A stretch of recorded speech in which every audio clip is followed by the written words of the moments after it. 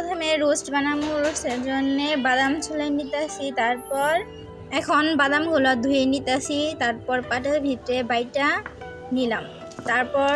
তারপর একটা বাটিতে সামান্য পানি নিয়ে নিলাম। তারপরে এখন গোস্তগুলো ধুয়ে নিব। গোস্তগুলো তারপর একটা পরিষ্কার থালিতে রেখে দিলাম। তারপর একটা থালিতে মরিচের গুঁড়া, সজের গুঁড়া, হলুদের গুঁড়া, লবণ, জিরা বাটা, আদা বাটা, রসুন বাটা ভালো করে মশলা দিয়ে মেখে রাখলাম 5 মিনিট।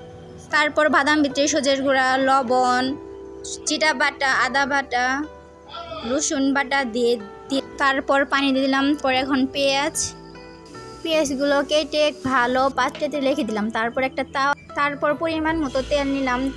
তেল নেওয়ার পর গোস্তগুলো দিয়ে দিলাম। দিয়ে দেওয়ার পর উল্টা পাল্টা করে ভাজতেছি। ভাজার পর একটা পাত্রে তুলে নিলাম। পর একটা কড়াই নিলাম। কড়াই নেওয়ার পর তেল দিয়ে দিলাম। তেল দেওয়ার পর পেঁয়াজ দিয়ে দিলাম। পেঁয়াজ দেওয়ার পরে লাল লাল করে ভেজে নিলাম। ভেজে নেওয়ার পরে পেস্ট রাখছিলাম, পেস্টটা ঘুলে দিয়ে দিলাম। দিয়ে দেওয়ার পর মাংসগুলো সুন্দর করে পেস্টগুলো নাড়াচাড়া করতেছি। নাড়াচাড়া করার পর মাংসগুলো এখন দিয়ে দিলাম।